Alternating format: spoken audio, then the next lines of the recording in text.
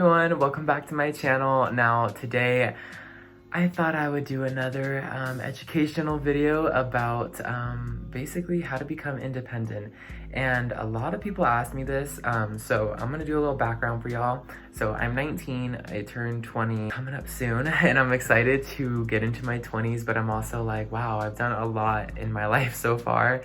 And I'm very proud of what I've done, and another thing is I'm very humble about things. I don't like to ever like brag about anything, and like that's the thing, like I don't know, especially as I gotten older, I've just realized there's no reason to ever like try to place yourself above someone or even below somebody. Everyone's equal, and we need to really start thinking about our future and not someone else's, you know what I mean? Like, focus on yourself, give yourself self-love, self-appreciation, all that kind of stuff. It's all helpful, it's all very encouraged, especially on my channel right now.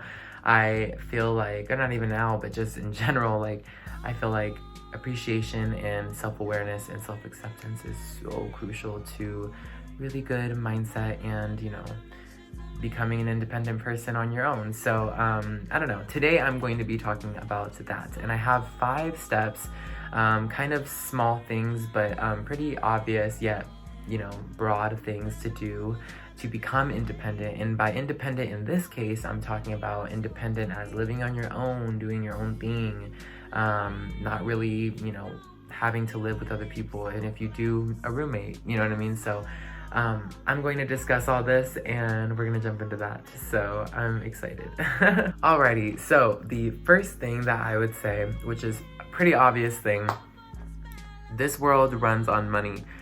It is sad to say because, you know, some people would prefer not to work, but there are the majority of us out there that are just working to pay bills and to have spending money, you know, and to save and to do all this other stuff. So the first thing that you need to do to become independent is to get a job, hopefully one that has steady pay and high pay.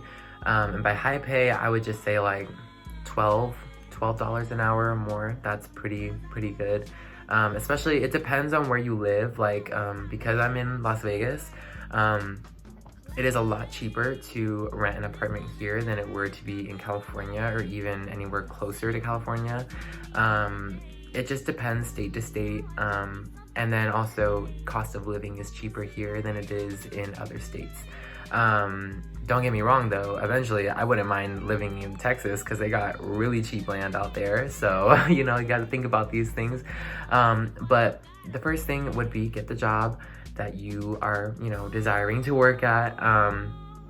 Hopefully it has good pay. If it doesn't, you know, try to sell yourself a little higher. You know, if you are, for instance, an undergrad student and you are looking for a job and you really want to get a certain job, you should sell yourself higher so they can't sell you short, and that you can kind of negotiate your wage.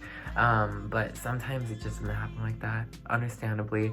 But if you can, that'd be awesome. If you're getting paid like 12 or, you know, under like $17 an hour, like $12 to $17 an hour, you're probably gonna need to work full time, which is 30 to 40 hours.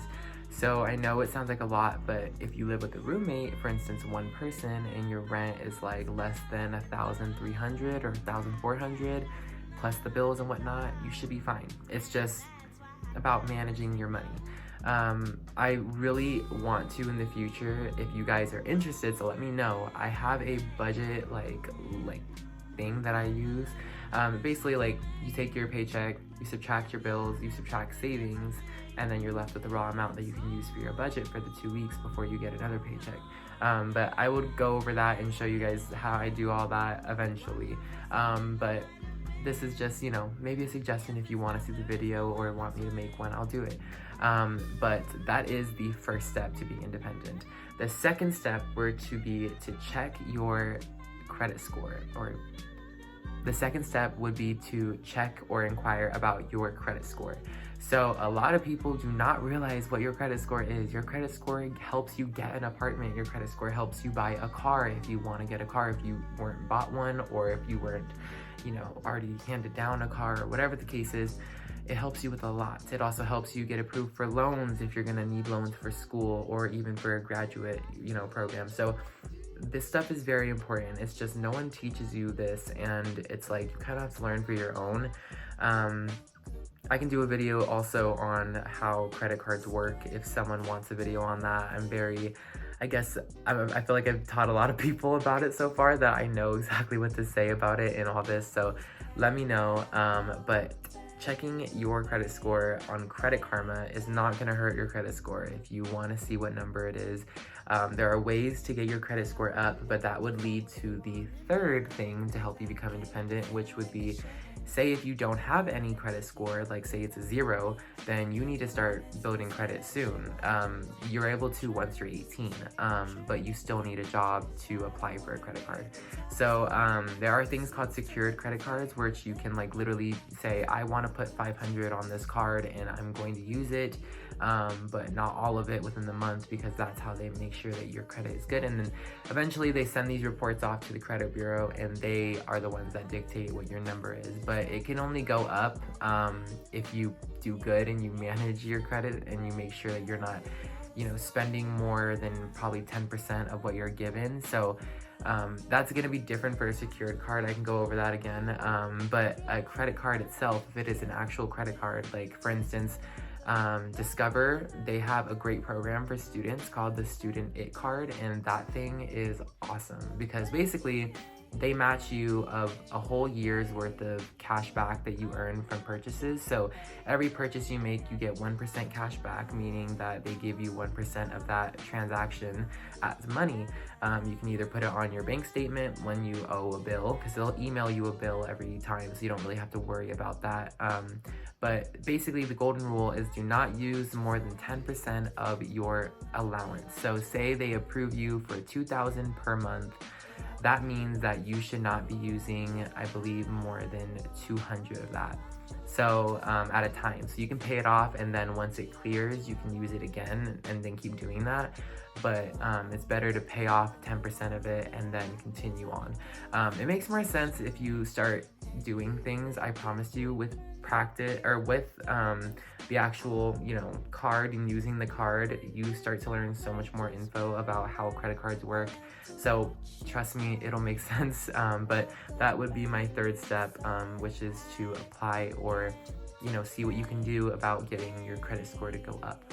The next thing, that's number 4 on my list, that is to save money and to divide your wants and needs. So by this, basically, no simple way to say it, but save money. That's literally it.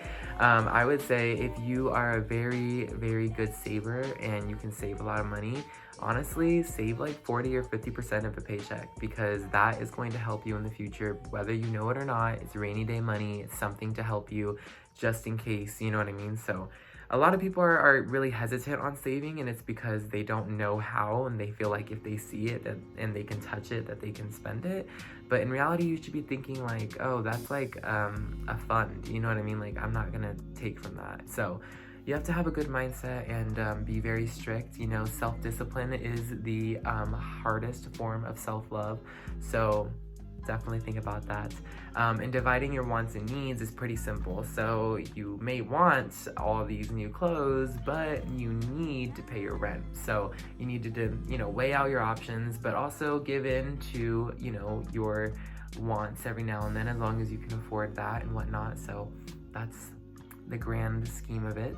Now, number 5, which is honestly the last thing that I have on this becoming independent one, and that is to don't be afraid to get advice from other people and to apply for new things. So I would have never gotten my first apartment if I didn't take a risk and apply. I knew I could afford it because I had, I still have a roommate, and we both, we have an arrangement for how we pay and whatever, but as long as you can afford it, then go ahead. But just make sure you have enough money to survive for like all your things like food, water, and gas if you drive, and all these other things that you may purchases like phone bills, and then also think about other things like rent. So you need to make sure you can afford everything, but don't be afraid, honestly, because you're not gonna grow unless you do new things, and no one else is gonna do these things for you. Like, no one else is gonna apply for you for your own apartment or apply for you for your own loan for school. Like, these things need to happen by action. So I'm gonna leave off of that. I hope you guys enjoyed this video. If you want further videos on, for instance, like how credit cards work and tips and advice for credit cards, or if you want a video on how to budget and all that, let me know so I can actually make these, because these kind of videos are my favorite to make, because it's just really good to feel like I'm helping someone out there, especially like in the sense of getting someone's life on track. And I love seeing people take a self-initiative for doing that. So I don't know, it's a good feeling. So anyway, I hope you guys enjoyed the video, and I will see you guys all in the next video. Bye.